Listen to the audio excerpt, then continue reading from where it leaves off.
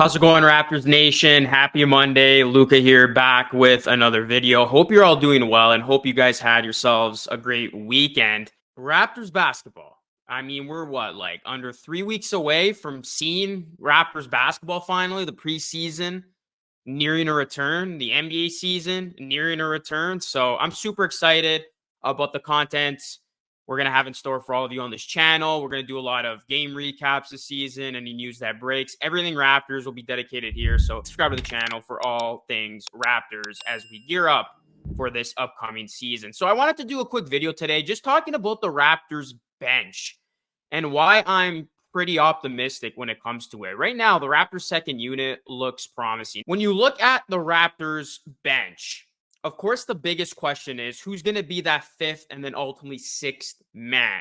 It is not official yet, but Dennis Schroeder, Gary Trent Jr. at this point, interchangeable. A lot of people thinking it's going to be Dennis Schroeder who starts, especially after the terrific 2023 FIBA World Cup he had.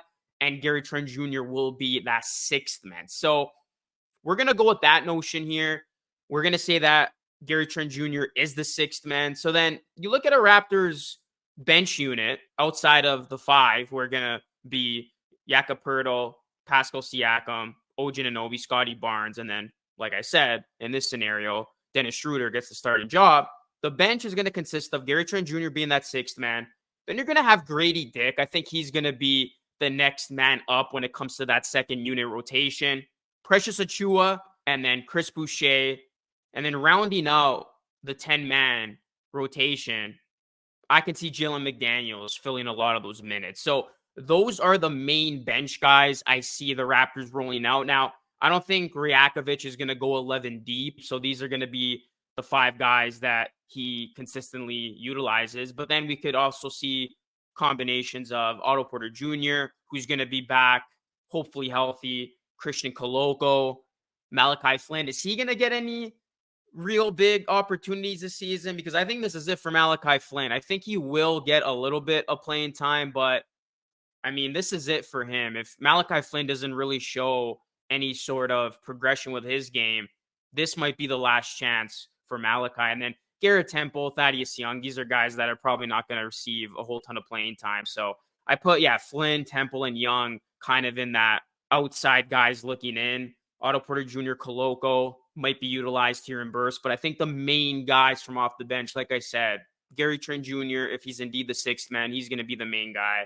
Grady Dick, who the Raptors have high expectations for, the sharpshooting rookie, who the Raptors selected 13th overall.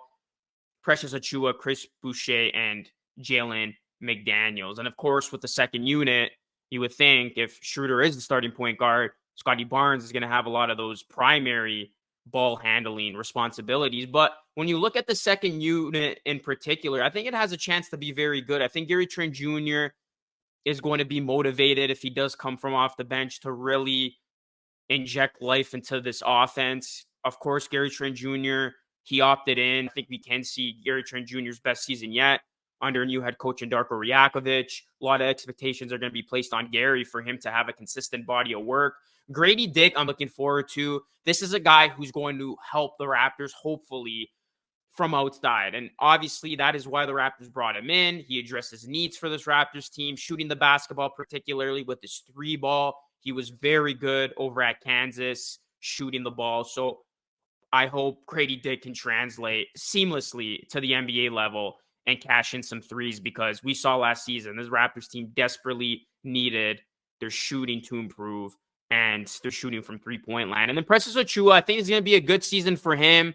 I'm looking forward to Precious's development. It's going to be a big year for him as well. This is going to be Precious's third season with the Raptors. He's coming off a season where he averaged 9.2 points, 6 rebounds, pretty much identical numbers from the year prior. So can Precious take a step in his game and get better, especially with his decision-making, not being as careless or sloppy with the basketball and being able to hit shots. Chris Boucher, he's, of course, going to be the veteran of the second unit. He had that very standout year in 2020, 2021, but then the last couple of seasons fell back a bit, hovering around the same averages of about 9.4 points.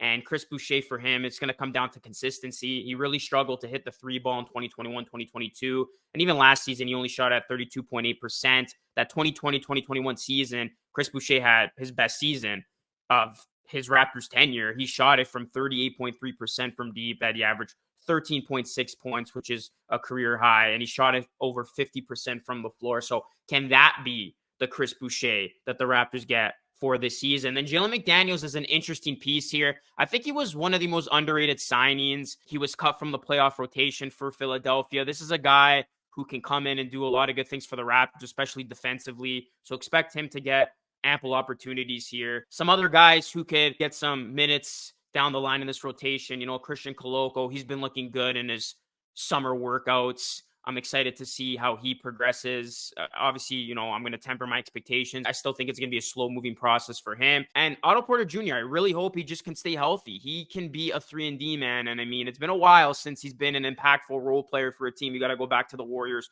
championship run, but he does have that capability. And then, like I just mentioned at the top of the show, Malachi Flynn, whether or not he's going to receive minutes remains to be seen. But if he is granted some minutes, this is the last chance, I think, for Malachi to prove himself that he does deserve a big role when it comes to this bench unit. But as for now, I think he's going to be just battling to see some action. But overall, when you look at the main guys of the second unit, Garrett Trent Jr., Grady Dick, Achua, Boucher, McDaniels, maybe even an Otto Porter Jr., I think these are guys, if they play well, the Raptors are going to have a very capable second unit. And remember, that was one of the areas that the Raptors struggled with.